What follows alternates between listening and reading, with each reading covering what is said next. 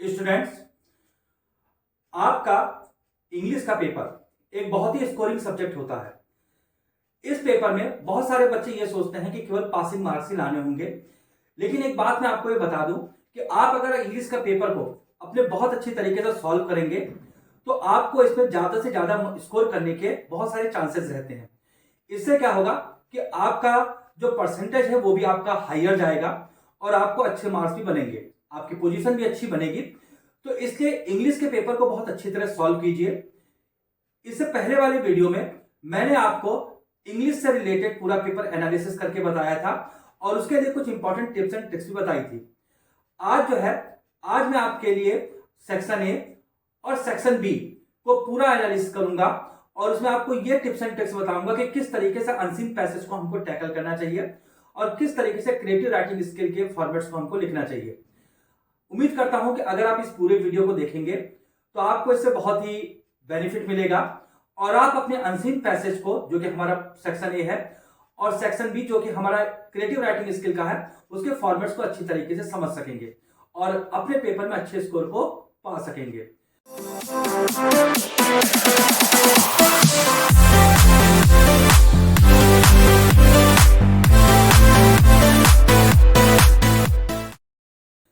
तो चलिए आज हम देखते हैं कि कैसे पहले अनसीन पैसेज को सॉल्व किया जाएगा। चलिए आइए देखते हैं। स्टूडेंट्स, जैसा कि मैंने आपको बताया था कि अनसीन पैसेज आपके दो तरह के होते हैं।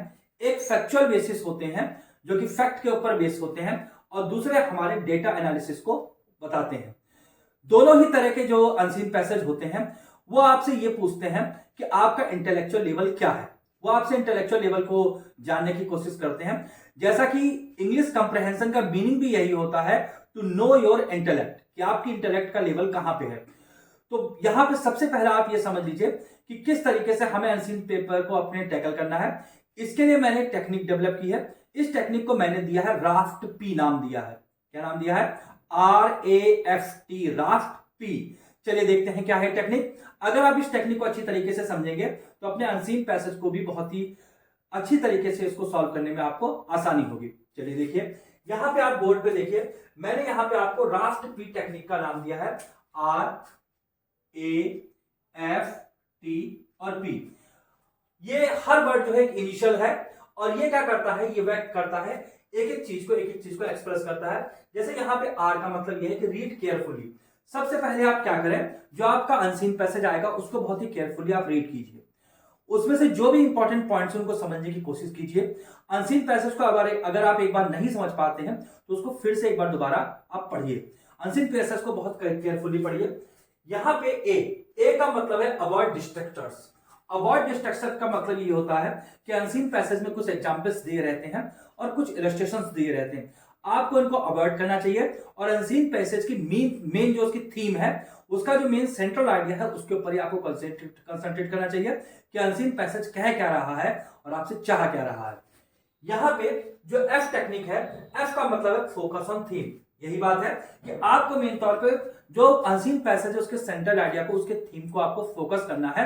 वहां से आपको नहीं हटना है कि अनसीन पैसेज आपसे क्या बात कह रहा है। अगर वो डेटा वाला है तो किस चीज के वो डेटा को एनालिसिस करने की बात कर रहा है, या अगर फैक्चुअल है तो किस फैक्ट की वो बात कर रहा है। यहां पे टी का मीन्स है टेक लाइटली। टेक लाइटली का मीन्स ये है कि बट और हाउएवर जैसे कुछ वर्ड्स वहां पे यूज होते हैं, उनको हमें क्या करना चाहिए, ये हमको कंफ्यूज करने के लिए होते हैं, इसलिए हमें इनको अवॉइड करना चाहिए, इनसे बचना चाहिए। बट और हाउएवर जैसे वर्ड हमको क्या करते हैं, वो हमको लगातार कंफ्यूज करते हैं अनसीन पैसेज में, इसलिए हमको उनको अवॉइड कर देना चाहिए। अब यहां पे आता है पी का मीन्स ये है कि पे अटेंशन टू कीवर्ड्स। हर अनसीन पैसेज में आपके कुछ कीवर्ड्स दिए रहते हैं। अगर आपने अपनी इंटेलेक्ट का प्रयोग किया, अगर आपने अपनी इंटेलेक्ट यूज की, तो आप उन कीवर्ड्स को पा जाएंगे, उन कीवर्ड्स को फाइंड आउट कर लेंगे। तो सबसे पहले क्या करना है, आपको क्या करना है, पी यानी कि पूरा अटेंशन आपको देना है।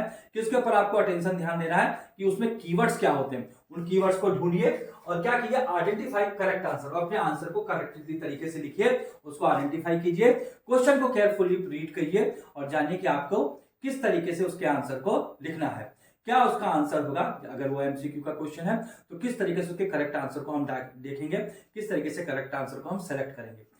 ये हमारी राफ्ट पी टेक्निक थी एक अनसीन पैसेज को करने के लिए। अब यहाँ पे कुछ इंपॉर्टेंट टिप्स भी मैंने आपको अनसीन पैसेज को सॉल्व करने के लिए दी है, ये आपके लिए इंपॉर्टेंट होंगी। अगर आप इन टिप्स को फॉलो करते हैं तो आप अपने अनसीन पैसेज को बहुत ही इजीली सॉल्व कर सकते हैं। चलिए देखते हैं क्या है। पहला इसकी मैं आपको टिप्स दूंगा, रीड द पैसेज केयरफुली। अपने पैसेज को बहुत ही केयरफुली पढ़िए और उसको क्या कीजिए, डिसेंट पेज से पढ़िए। डिसेंट पेज कहने का मतलब यह है कि आप उसको केवल इस तरह ना पढ़िए कि आपके पास टाइम नहीं है या कोई चीज है आपको जल्दी से पढ़ के बस करना है और उसके आंसर आपको टिक करने हैं। आपको सबसे पहले क्या करना है, एक डिसेंट पेज से अच्छी तरीके से समझते हुए एक एक बात के ऊपर पूरे सेंटेंस को थारोली पढ़ते हुए आपको अनसीन पैसेज पढ़ना है और तब उसके क्वेश्चंस के आंसर देने हैं। दूसरा है इफ रिक्वायर्ड, अगर आपको जरूरत लगे रिवाइज, तो आप क्या कीजिए, रिवाइज कीजिए, रिवाइज द पैसेज और सेंटेंस। तो फिर से अगर आपका जो सेंटेंस आपको समझ में नहीं आया है या आपको पूरा पैसेज ही समझ में नहीं आया तो फिर से एक बार और रीड कीजिए। अगर आप दूसरी बार रीड करेंगे तो आपको क्या होगा, आपको जरूर फिर से दोबारा से बहुत ही अच्छी तरीके से समझ में आएगा। तीसरा जो पॉइंट है, रीड द क्वेश्चन केयरफुली। अपने क्वेश्चन को भी बहुत ही केयरफुली पढ़िए, बहुत केयरफुली समझिए कि आपसे क्वेश्चन मांग क्या रहा है, वो आपसे किस लेवल के इंटेलेक्ट मांग रहा है, एंड चूज एप्रोप्रिएट आंसर। और अपने आंसर को बहुत ही एप्रोप्रिएट तरीके से चुनकर लिखिए। आपके ऑप्शंस होंगे, उन ऑप्शंस में से आपको किस आंसर को आप सबसे सही लगता है उसको आप चुनकर उसमें कायदे से लिखिए।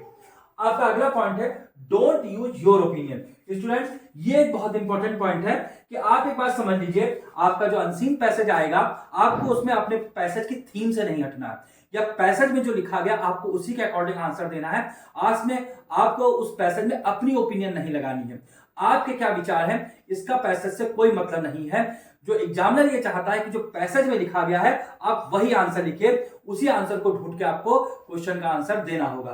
तो सबसे पहले क्या है कि don't use your own opinion, अपनी ओपिनियन का यूज मत कीजिए। Choose the answer as per the information, जैसी इंफॉर्मेशन दी गई है उसी के अकॉर्डिंग आप क्या कीजिए, अपना आंसर दीजिए। इस बात को बिल्कुल अपने दिमाग में बिठा लीजिए कि जैसी इंफॉर्मेशन दी है उसी के अकॉर्डिंग आपको आंसर देना है, अपनी ओपिनियन उस क्वेश्चन में नहीं लगानी है।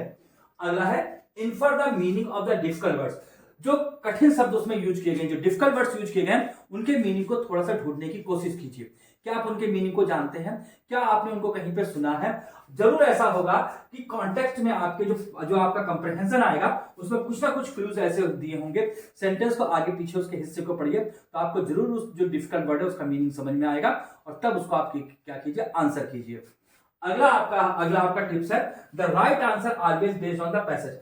एक बात समझ के रखिए, इस बात को सब बच्चे बिल्कुल दिमाग में बिठा लें कि जो राइट आंसर जो होता है वो पैसेज के ऊपर ही बेस होता है, वो आपके ओपिनियन पे बेस नहीं होता है।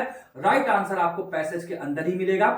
क्वेश्चन को पढ़िए, अगर आपको क्वेश्चन समझ में नहीं आया तो दोबारा पढ़िए और फिर से क्या कीजिए, फिर उसके आंसर को उस पैसेज में ढूंढने की कोशिश कीजिए। हमेशा ध्यान रखिए कि राइट आंसर आपको पैसेज में ही मिलेगा और कहीं आपको नहीं जाना, उस पैसेज में ही आपको राइट आंसर ढूंढ के निकलना है।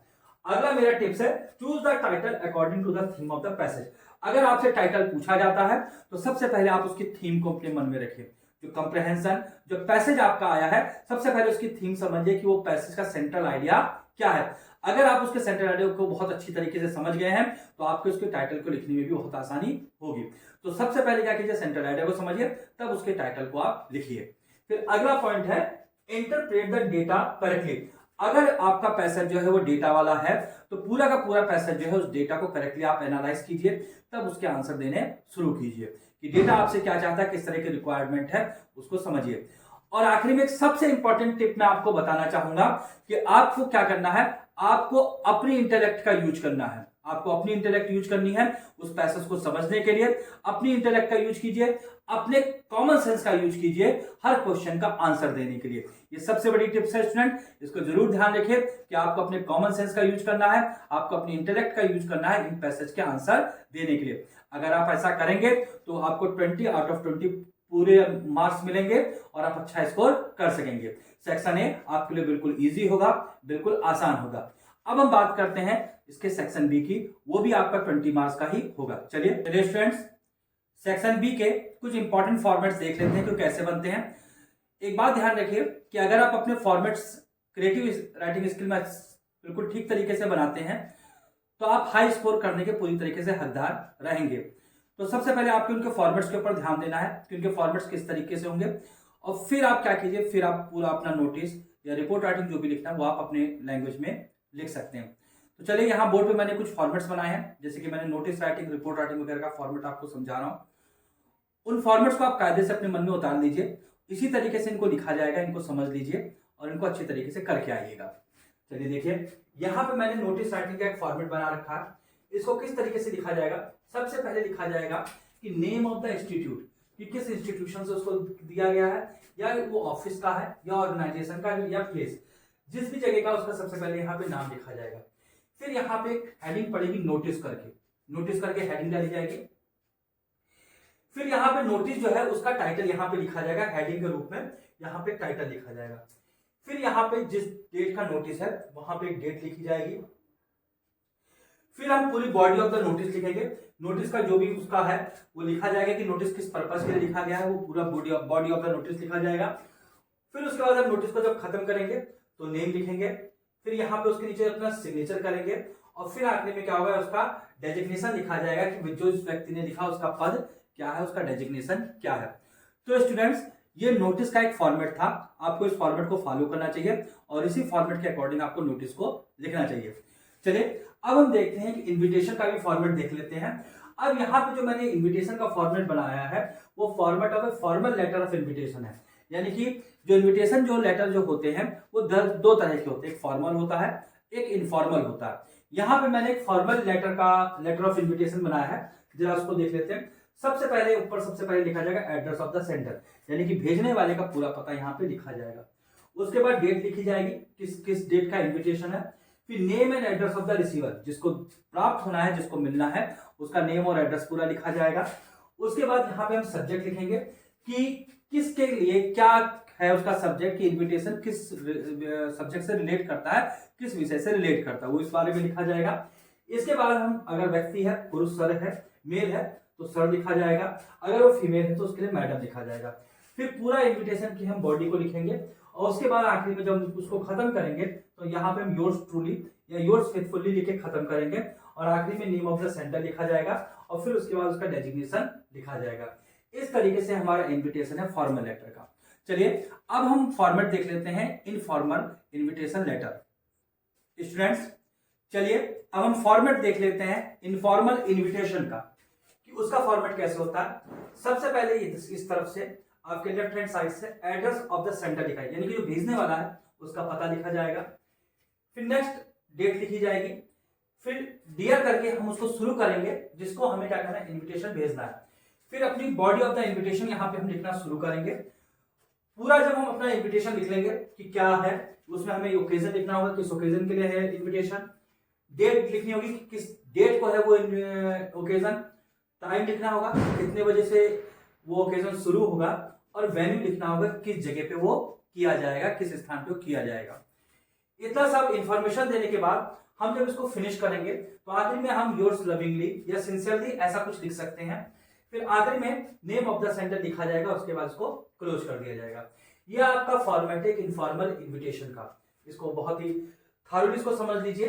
अब यहीं पे मैंने बोर्ड के दूसरी तरफ जो है रिपोर्ट राइटिंग का फॉर्मेट बना रखा है, इसको भी आप समझ लीजिए। ये सभी आपके लिए इंपॉर्टेंट फॉर्मेट्स हैं, इनको अच्छी तरह अपने मन में उतार लीजिए, लर्न कर दीजिए। फॉर्मेट ही आपको मेन मार्क्स दिलाएंगे। जब कोई एग्जामिनर देखेगा कि आपके फॉर्मेट्स बिल्कुल सही हैं तो आपको पूरे मार्क्स मिलने की संभावना रहेगी, पॉसिबिलिटी रहेगी। चलिए देखते हैं रिपोर्ट राइटिंग का फॉर्मेट क्या होगा। सबसे पहले रिपोर्ट राइटिंग में क्या लिखा जाएगा, सबसे पहले टाइटल लिखा जाएगा। रिपोर्ट राइटिंग जिसके लिए की जा रही है वो टाइटल सबसे पहले ऊपर लिखा जाएगा। उसके बाद नेम ऑफ द रिपोर्टर, यानी कि आपके क्वेश्चन में नाम दिया होगा वो रिपोर्टर का नाम यहाँ पर लिखा जाएगा। फिर उसके बाद प्लेस ऑफ द रिपोर्ट लिखा जाएगा कि रिपोर्ट किस जगह से की गई है। डेट ऑफ द रिपोर्ट लिखा जाएगा कि रिपोर्ट की क्या डेट है। ओपनिंग पैराग्राफ, फिर हम ओपनिंग पैराग्राफ लिखेंगे और ओपनिंग पैराग्राफ में हम ध्यान रखेंगे कि हमें यहाँ पे 3 W's का ध्यान रखना है। 3 W's में क्या क्या लिखा जाएगा कि व्हाट क्या हुआ है, वेयर कहाँ हुआ है, व्हेन किस समय हुआ है, ये सब हम करेंगे। और फिर आखिरी में हम क्या करेंगे, इस पूरे पैराग्राफ का एक कंक्लूजन लिखेंगे, एक कंक्लूजन देंगे और आखिरी में एक शॉर्ट से ब्रीफिंग करेंगे, एक छोटा कमेंट करेंगे जो कि 1 या 2 लाइन में लिखा जाएगा। इस तरीके से हमारा ये रिपोर्ट राइटिंग लिखा जाएगा। स्टूडेंट्स उम्मीद है कि आपको मेरे ये टिप्स एंड ट्रिक्स समझ में आए होंगे और आपको राफ्ट टेक्निक अपने अनसीन पैसेज के लिए भी समझ में आई होगी। आप अपने इंग्लिश के पेपर को अच्छी तरीके से दीजिए और अधिक से अधिक स्कोर कीजिए। अगर यहाँ पे मैं सेक्शन सी की बात करूं जो आपका लिटरेचर पोर्शन है, तो उसके लिए मैं आपको यही टिप्स देना चाहूंगा कि आप उसमें हर चैप्टर की, अपनी हर पोएम की, हर किसी की एक एक समरी तैयार रखिए। कुछ भी पूछा जाए आपको समरी, वो लेसन की समरी पूरी तरीके से तैयार होनी चाहिए और आपको हर तरीके से लेसन क्लियर होना चाहिए, तभी आप अपने क्वेश्चंस के आंसर को अच्छी तरीके से दे सकेंगे। आप सभी के लिए बेस्ट ऑफ लक, अच्छी तरीके से अपना पेपर दीजिए और इंग्लिश के पेपर में एक हायर स्कोर करने की कोशिश कीजिए। स्टूडेंट्स, इसी के साथ आप मेरे साथ जुड़े रहिए। अब आगे आपको बिजनेस स्टडीज, इकोनॉमिक्स और अकाउंट्स के भी टिप्स एंड ट्रिक्स आपको जल्दी ही बहुत सारे मिलेंगे। पेपर एनालिसिस मिलेगा, आप लोग मुझसे जुड़े रहिए। अगर आपको इकोनॉमिक्स का, बिजनेस स्टडीज का और अकाउंटेंसी के भी पेपर एनालिसिस चाहिए और उनके टिप्स एंड ट्रिक्स चाहिए, तब तक के लिए आप लोग अच्छी तरीके से पढ़िए, अच्छी तरह से